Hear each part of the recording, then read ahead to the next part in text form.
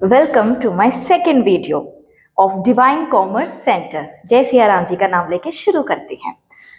अब हम पढ़ेंगे some basic concepts of national income. इसमें मैं आपको कुछ ये रिलेशनशिप्स बता रही हूँ। अगर हमने ये कर ली तो कन्वर्जन बहुत इजी हो जाएगा बिटवीन वेरियस एग्रीगेट्स।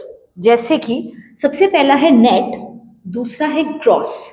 बस अब अभी इतना समझिए, फिर मैं बताती हूँ। अब जो ये नेट है ना, नेट का मतलब होता है कि अगर मैं किसी एसेट की नेट वैल्यू बोल रही हूँ, इट सिंपली मीन्स कि मैं उसकी ऐसी वैल्यू ले रही हूँ जिसमें डेप्रिसिएशन को इंक्लूड नहीं किया गया है, वो बिना डेप्रिसिएशन की वैल्यू है, तो वो होता है net. Net value of a machine means उस मशीन की ऐसी वैल्यू जिसमें से डेप सब्ट्रैक्ट हो रखा है।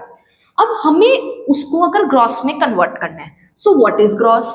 ग्रॉस मतलब कोई ऐसी वैल्यू मशीन की जिसमें उसका मशीन का डेप्रिसिएशन को भी इंक्लूड किया गया है। अगर कोई वैल्यू आपकी नेट में है और आपको उसे ग्रॉस में कन्वर्ट करना है, तो नेट टू ग्रॉस जाने के लिए we will add depreciation. What is depreciation? Depreciation is loss in value of an asset. Example, अगर एक मशीन की वैल्यू 10,000 थी, 10% लग गया उस पर डेप, 1,000 से उसकी वैल्यू कम हो गई, तो उसकी नेट वैल्यू बचेगी 9,000। Is it clear? ग्रॉस से नेट पर आने के लिए हमने क्या करा? 10,000 की ग्रॉस वैल्यू थी, उसमें से 1,000 का डेप्रिसिएशन था, इनको कर दिया सबट्रैक्ट, तो 9,000 जो आती है वो उसकी नेट वैल्यू आती है। Depreciation loss in value of an asset होता है। So we include three things in depreciation. First we include normal wear and tear, normal टूट फूट, उसको इंक्लूड किया जाता है डेप्रिसिएशन में। नॉर्मल एक्सीडेंटल डैमेजेस, मतलब छोटी मोटी जो एक्सीडेंटल डैमेज होता है, जैसे डंट वगैरह लग जाता है हमारी व्हीकल्स पर, एक्सीडेंटल डैमेजेस।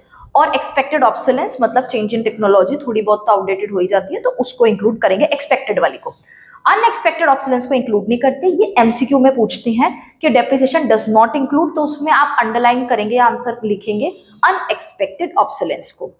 तो डेप्रिसिएशन मतलब किसी एसेट की वैल्यू साल बर साल कम होना।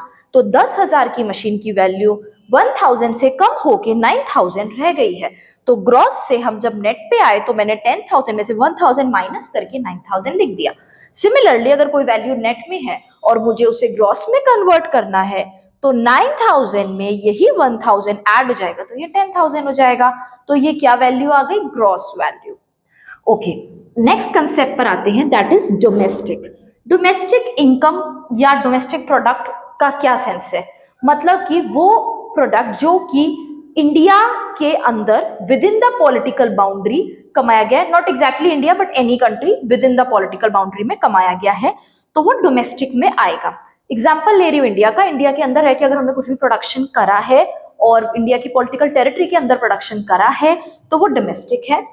और नेशनल का मतलब होता है, ये सिग्निफाई करता है कि इसमें आप डोमेस्टिक तो ले ही रहे हैं, प्लस अगर यहाँ पे कोई पैसा फॉरेन कंट्री से आ रहा है, अर्नड इनकम, ठीक है, दैट इज एनएफआईए, तो उसको भी हमें ऐड करना है।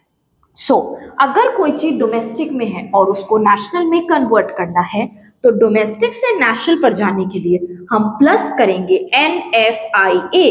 What is this NFIA? बताओ। Net factor income from abroad, abroad से कमाया हुआ फैक्टर इनकम, और नेशनल से वापस डोमेस्टिक पे जा रहा है, तो एनएफवाईए को करेंगे माइनस। एनएफआईए या एनएफवाईए होता क्या है?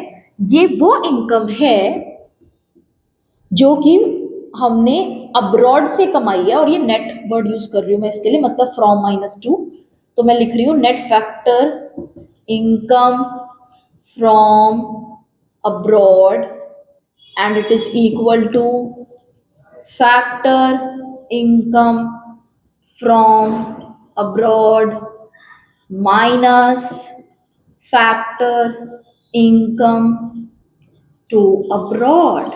फ्रॉम में से टू को कर देना है माइनस, तो ये आता है NFIA, net factor income from abroad.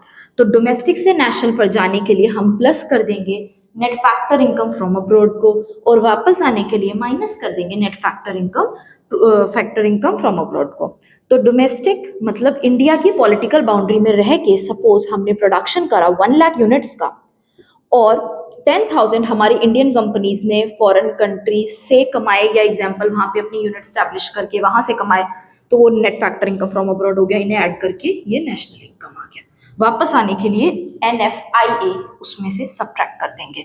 बाहर से आया हुआ पैसा, जैसे कि यूएसए से इंडिया आ रहा है फ्रॉम अब्रॉड, इंडिया से यूएसए जा रहा है to abroad. I am giving an example of USA, it could be any country. Next अब हम पढ़ेंगे factor cost, sorry this is not income, this is factor cost. Factor cost to market price.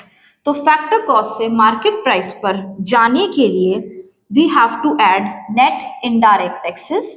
वापस आने के लिए net indirect tax को कर देंगे माइनस। तो फैक्टर कॉस्ट का मतलब होता क्या है?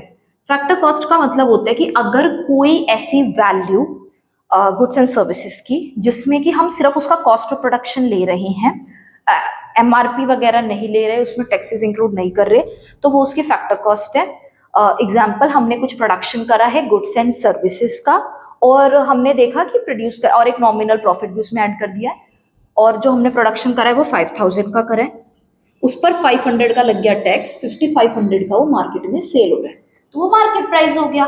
फैक्टर कॉस्ट मतलब टोटल जो भी हमने सामान बनाया उसकी cost of production plus a nominal profit, that is the factor cost. फिर उसमें हम ऐड कर देंगे नेट इनडायरेक्ट टैक्सेस, उससे क्या निकलेगा मार्केट प्राइस। मार्केट प्राइस से वापस फैक्टर कॉस्ट पे आने के लिए नेट इनडायरेक्ट टैक्स, उसमें से हम कर देते हैं माइनस।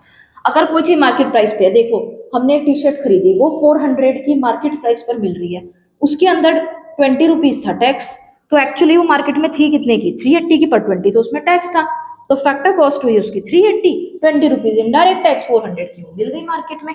ठीक है, इतना बात समझ आई। अब नेट इनडायरेक्ट टैक्स का मैं थोड़ा सा कंसेप्ट बताना चाहूंगी, इधर बताती हूँ। नेट इनडायरेक्ट टैक्स का मतलब होता है, इसको हम NIT से भी इंक्लूड मतलब शो करते हैं, शॉर्ट में लिख देते हैं NIT, और इसका मतलब होता है indirect tax minus subsidies. Indirect tax की जगह पे वो एग्जाम में आपको GST वगैरह दे सकते हैं, जो कि GST के इनडायरेक्ट टैक्स होता है। तो इनडायरेक्ट टैक्स में से आप क्या माइनस कर देंगे, सब्सिडी। सब्सिडी हमें कुछ कंसेशन, कुछ छूट वगैरह दी जाती है, तो इनडायरेक्ट टैक्स में से हम सब्सिडी माइनस करेंगे, तब हमारा नेट इनडायरेक्ट टैक्स आएगा। ओके,